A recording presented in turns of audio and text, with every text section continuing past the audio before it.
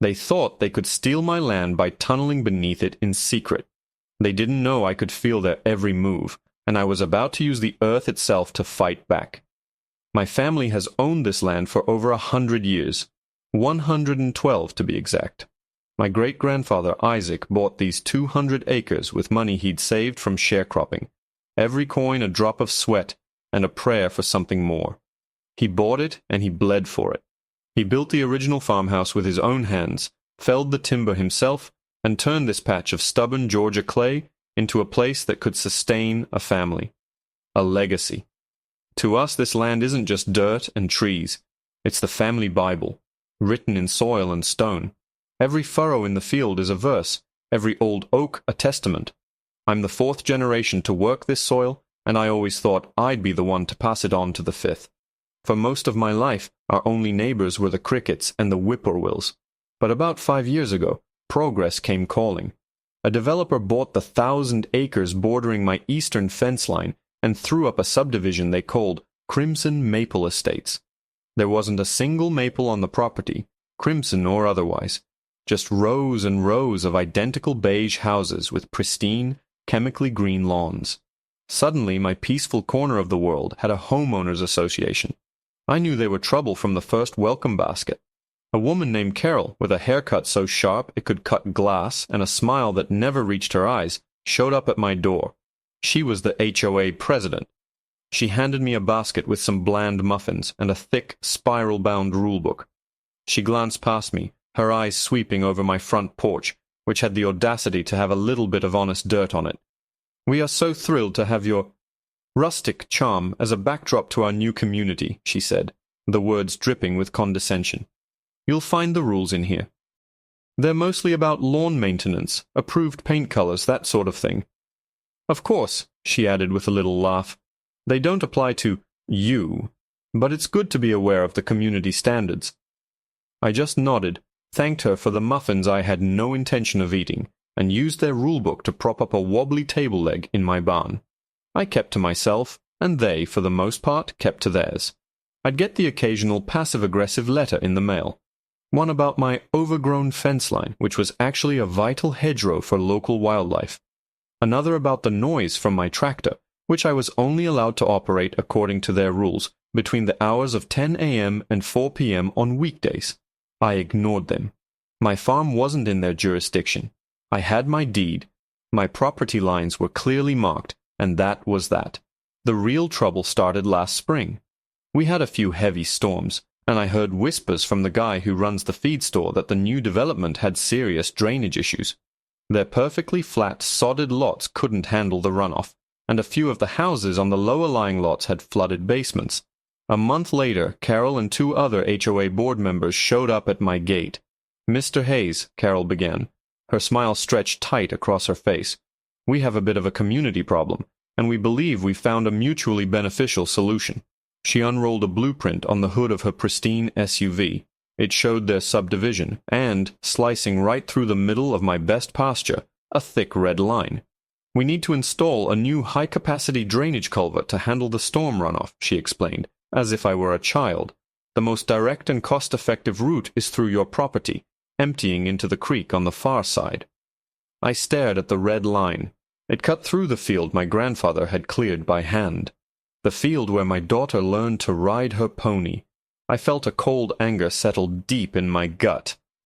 "No," I said. "It wasn't a negotiation. It was a statement." Carol's smile faltered for a fraction of a second. "I don't think you understand. We are prepared to offer you a very generous sum for the easement. $10,000. It'll be a clean process. They'll dig a trench, lay the pipe, and cover it back up. You'll barely know they were there." "The answer is no," I said, my voice low and flat. "You're not trenching my pasture. This land isn't for sale, and it's not for rent. You can find a way to go around." One of the other men scoffed. "Going around would cost a fortune. It would mean going through a dozen different backyards. This is the logical path." "Logical for you, maybe," I shot back. "But you're not putting a shovel in this ground. Not one." I turned and walked back toward my house, leaving them standing there in the dust of my driveway. I thought that would be the end of it. I sent them a certified letter from my lawyer reiterating my refusal to grant an easement and warning them against trespassing. For a couple of months things were quiet. The letters stopped. I didn't see Carol's SUV lurking by my gate anymore. I let myself believe they had, for once, respected a boundary. I was a fool. The first sign was the creek. It was my property's lifeblood, winding along the western edge. One morning in late July, I went down to check my water pump and noticed the water was running murky. A thick clay-colored sediment was clouding the normally clear stream. It was slow, but it was steady. My heart started hammering in my chest. That wasn't natural erosion. That was digging. I walked the creek bed upstream, my boots sinking into the muddy bank. The sediment got thicker and thicker the closer I got to the eastern fence line, the one that bordered Crimson Maple Estates. I reached the edge of my property, marked by an ancient gnarled oak tree Isaac himself had used as a landmark. The water flowing from under the fence was practically sludge. There was no sign of digging on my side. Nothing had been disturbed. I stood there, confused, listening to the birds and the hum of the cicadas. And then I heard it. It was a low, rhythmic thrum, a vibration I could feel more than hear, coming up through the soles of my boots. It was the unmistakable sound of heavy machinery. But it wasn't coming from next door. It was coming from right under my feet. I dropped to one knee, pressing my palm flat against the earth. The vibration was stronger here. It was deep. The sound of a motor, the groan of hydraulics, the grinding of metal on rock. All of it was happening somewhere beneath me. My blood ran cold. They hadn't gone around. They hadn't trenched. They had gone under. These arrogant, entitled sons of guns were illegally tunneling through my land, my family's land. And as I stood there, feeling the desecration happening 20 feet below me, a different feeling replaced the shock. It was a cold, hard resolve. They had started a war without firing a shot, and I was about to find their tunnel and seal it shut with them inside. My first thought, that flash of white-hot rage about burying them alive, cooled into something much harder and more practical. Vengeance is a dish best served cold, but justice? Justice is served with surveyor's maps and a deep understanding of hydrogeology. And I knew this land, above and below, better than they knew their own manicured backyards. I went back to the farmhouse and pulled out the old maps. Not the county plat maps, but the ones my great-grandfather had drawn by hand, and my grandfather had added to. They were drawn on yellowed linen, the ink faded to a soft brown, and they showed every spring, every shift in the water table, every patch of granite bedrock for the last 100 years. My surveillance started that night. From the hayloft in my barn, with a pair of powerful binoculars, I had a clear view of the section of their property that abutted my fence line. They were clever, I'll give them that. They had put up a large white event tent, the kind you'd rent for a wedding, complete with festive string lights. To anyone in the subdivision, it probably looked like they were setting up for a community block party.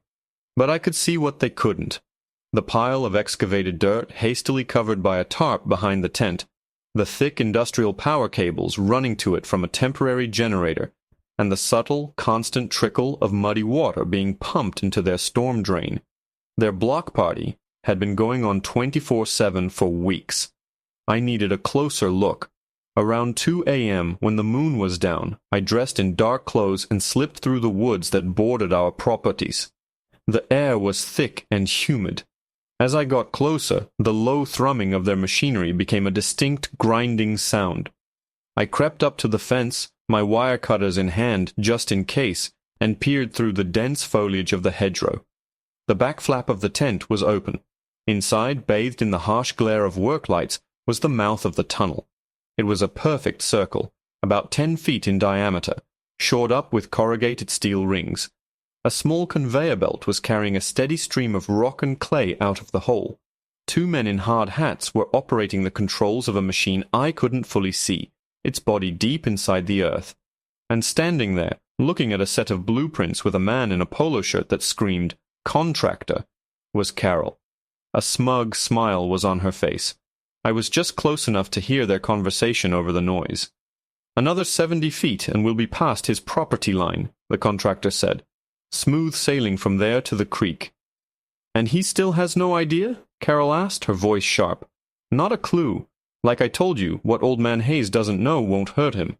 By the time he ever figures it out, the pipe will be laid, the ground will be settled, and it'll be a done deal. He can sue us for trespassing, we'll pay the fine, and call it the cost of business. It's still a hell of a lot cheaper than going around." Old Man Hayes. The disrespect burned hotter than my initial anger. They saw me as a relic, an obstacle to be removed, or in this case, tunneled under. They thought my connection to this land was just some folksy sentimentality they could bypass with a checkbook and a little deceit. They had no idea that connection ran all the way down to the water table. I slipped back into the woods, my mind racing. A plan began to form, a beautiful and terrible plan, born from my grandfather's maps and their own arrogance. I remembered a story he used to tell me about Isaac's folly. Back in the 1920s, my great-grandfather tried to dig a new well in the north pasture. He hit a massive high-pressure underground spring, a veritable subterranean river sealed under a thick layer of blue marl clay. The water shot out of the ground with such force it nearly took his head off. They had to cap it with hundreds of pounds of concrete. According to his map, that pressurized aquifer was still there, a sleeping giant. And according to my calculations, their tunnel was passing directly beneath it. The clay layer was the only thing keeping that water locked in place.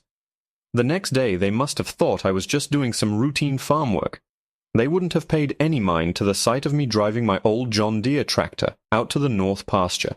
They wouldn't have recognized the piece of equipment I was hooking up to the power takeoff. A 2-foot-wide hydraulic earth auger, normally used for sinking deep fence posts. And they certainly wouldn't have understood why I was running hundreds of feet of 4-inch irrigation pipe from my creek pump all the way out to that same spot. My plan wasn't just to puncture the clay layer. That would be too slow. I was going to introduce a high-volume flow of water directly into the clay from above, turning their protective ceiling into a pressurized, semi-liquid slurry. I wasn't just going to flood their tunnel. I was going to make the earth itself swallow it whole. As dusk settled, everything was in place. The tractor was positioned directly over the spot marked on my great-grandfather's map. The auger was poised, its tungsten carbide tip hungry for the dirt. The pump at the creek was primed and ready. I could feel the faint vibration of their machine still working, an insult moving through the soles of my boots. They were probably just a few dozen feet from clearing my property line, thinking they were about to get away with it. I stood there for a moment, listening to the evening call of the quail, breathing in the smell of the earth, my earth. Then I climbed into the tractor seat, took a firm grip on the lever, and pushed it forward. The auger screamed to life, and its massive corkscrew blade bit deep into the Georgia clay. The auger chewed through the topsoil and into the dense red clay beneath with a satisfying groan. 10 feet. 15 feet. I watched the depth gauge, my knuckles white on the controls. The tractor strained, its engine roaring in protest as the ground got harder. According to the old map, the blue marl layer started at about 20 feet down. This was the moment of truth. If my great-grandfather's memory, passed down through the generations, was right, I was about to tap into something powerful. If he was wrong, I was just digging a very deep, very expensive hole. At exactly 21 feet, the resistance changed. The grinding became a smoother, more plastic shearing. The spoil coming up the auger's flutes changed color from rusty red to a slick, bluish gray. Blue marl. I smiled. Thanks, Great-Grandpa Isaac. I let the auger churn for a few more moments, widening the hole, creating a perfect conduit. Then I killed the engine. The sudden silence was deafening, broken only by the chirping of crickets and the distant, infuriating hum from their illegal operation. Now for Phase 2. I disconnected the auger and carefully guided the end of the 4-inch irrigation pipe into the hole, pushing it down until it met the resistance of the clay layer. This was the fuse. I walked back to the creek, my footsteps heavy with anticipation. The big diesel pump sat there like a sleeping beast. I'd used it 100 times to water my fields during droughts, but tonight it was an instrument of justice. I checked the fuel, opened the valve, and primed the intake. Everything was ready. I didn't start it right away. I wanted to give them a little more time to get deeper under my land, a little more time to feel secure in their arrogance. I sat on the creek bank, watching the fireflies start to flicker in the twilight, and I thought about the men in that tunnel. They were just workers, earning a paycheck. I felt a momentary pang of guilt, but it vanished as I pictured Carol's smug face. She had put them there. This was on her. I wasn't going to cause a catastrophic collapse, not in a way that would trap them instantly. I was going to give them a warning they couldn't ignore. I was going to introduce them to the water table, personally. When the sky was fully dark, I walked back to the pump. I took a deep breath, said a silent prayer for my family's legacy, and pulled the starter cord.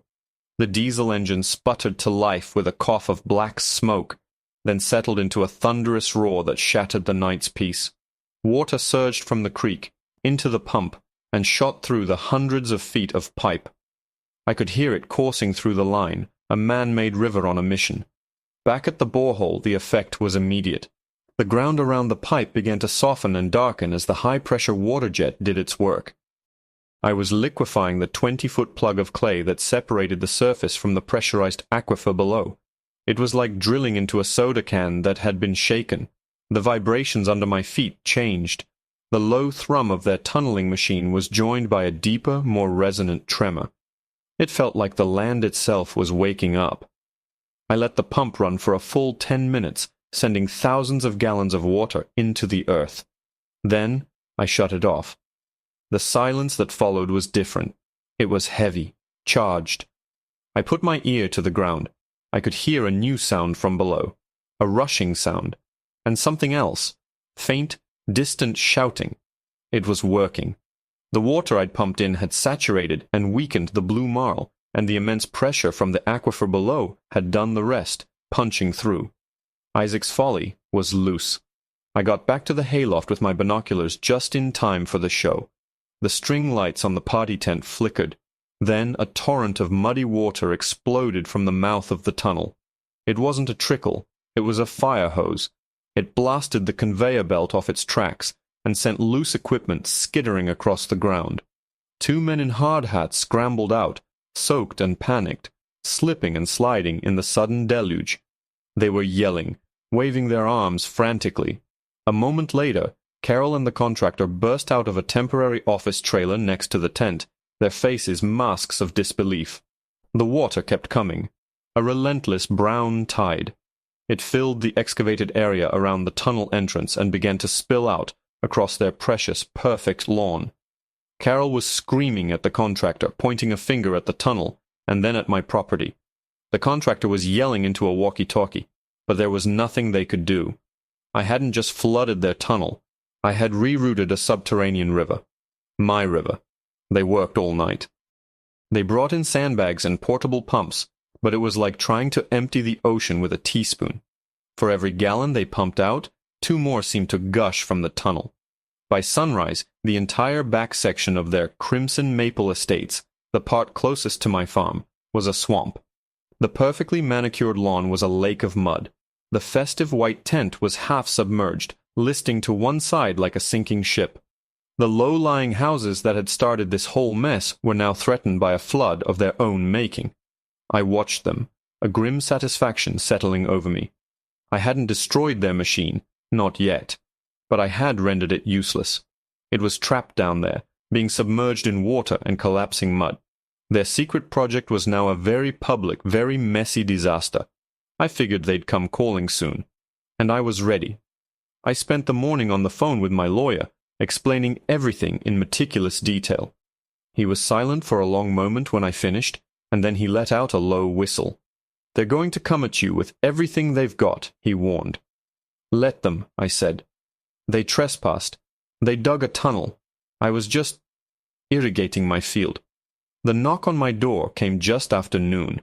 It was Carol, flanked by 2 stone-faced men in expensive suits. Her sharp haircut was wilted, her clothes were splattered with mud, and the smile was completely gone. All that was left was a burning, raw fury in her eyes. "You," she hissed, her voice shaking with rage. "You did this. We have satellite imagery from last night. We know you were drilling. We are going to sue you into oblivion. We're going to take everything. This farm, this house, every last acre. I leaned against my doorframe, calm as a summer morning. First, I said, my voice even, you'd have to explain to a judge what your tunnel was doing under my land without my permission. That's called trespassing, and in this state it's a felony. Second, that water? That's from a natural spring on my property. Always been a bit unpredictable. Seems your illegal tunnel disturbed the local geology. A real shame. One of the suits stepped forward. Mr. Hayes, my client is prepared to be reasonable.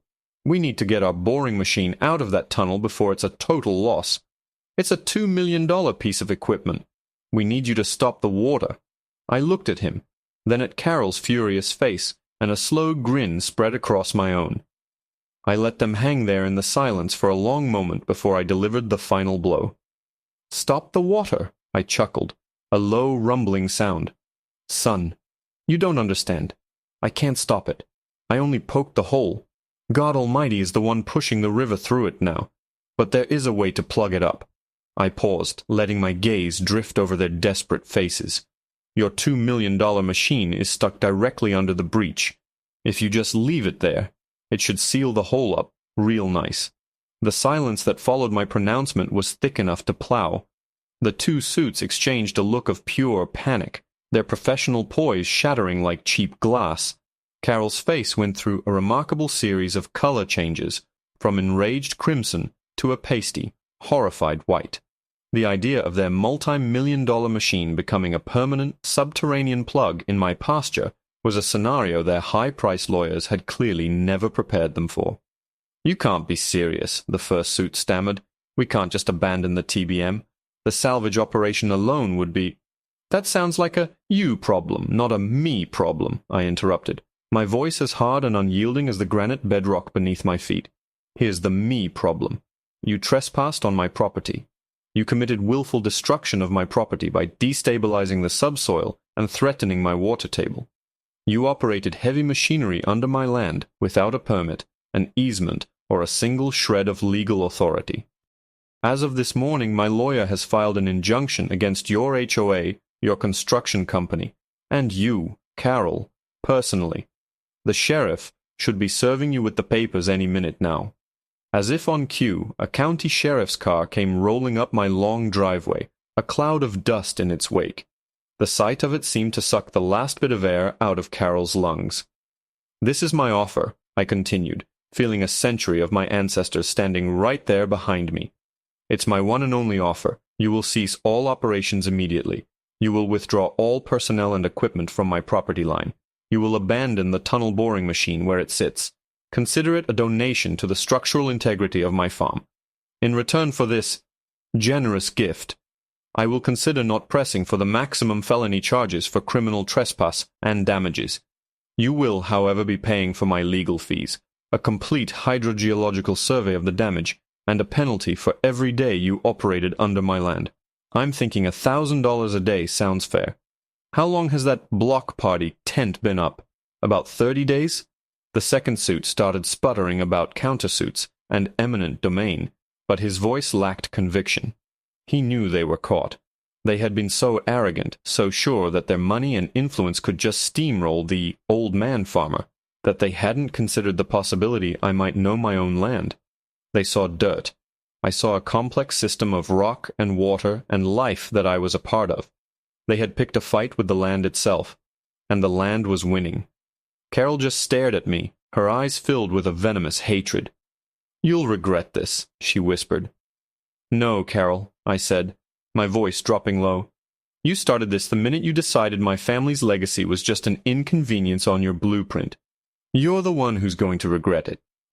And I nodded to the sheriff, who was now walking toward us, and then I closed my door, leaving them to face the consequences they had dug for themselves. The aftermath was glorious. The story hit the local news, then the state news. Goliath HOA takes on David Farmer and drowns in the process. The imagery was just too good to pass up. The mud-swamped luxury homes, the half-sunken party tent, and the endless geyser of water erupting from the mouth of their failed secret tunnel. Their property values plummeted overnight. Residents who had flooded basements before were now dealing with yards that had turned into malarial swamps, and they were furious. Not at me, but at the HOA board that had lied to them and implemented a reckless, illegal plan that had literally backfired. Carol and her cronies were voted off the board in an emergency meeting filled with shouting and recriminations. The HOA's insurance company refused to cover the damages, citing the illegal nature of the project. Faced with a mountain of lawsuits from their own residents and the massive cost of remediation, the HOA declared bankruptcy. My lawyer was a shark. He secured a settlement that covered everything I'd demanded, and then some. The construction company, facing its own legal jeopardy, eagerly signed a document formally relinquishing all claim to their sunken TBM. It was now officially part of my land. The best part, for me, was the court-ordered remediation plan. They weren't allowed to just cap the tunnel on their end. They had to fill the entire thing, from their side all the way to the TBM, with solid concrete. It was an engineering nightmare for them, costing them millions. For me, it was peace of mind, a permanent seal against any future incursions. A few months later, things had settled down. The flow from the spring eventually subsided, the pressure equalizing, and the water level in the creek returned to normal. The north pasture was a little soggier than before, but the land was healing. Crimson Maple Estates was a shadow of its former self, a cautionary tale whispered among real estate agents. Many of the houses went into foreclosure. One crisp autumn afternoon, I was walking the fence line with my daughter. The air was cool, and the leaves on the ancient oaks were turning shades of gold and fire. We stopped at the spot on the north pasture, right above where the TBM lay entombed forever in a sarcophagus of concrete and mud. "Is that where you beat the bad guys, Dad?" she asked, her eyes wide. I looked out over the fields, the same fields my father and his father before him had looked out on. I could feel the solid weight of the earth beneath my feet, a silent, powerful ally. I wasn't just standing on 200 acres of dirt. I was standing on 100 years of sweat, struggle, and stubborn love. They had tried to tunnel under it, to treat it as a void on a map, but they never understood. You can't tunnel through a legacy. "Yep," I said, putting my arm around her shoulder and pulling her close. "We didn't let them break it.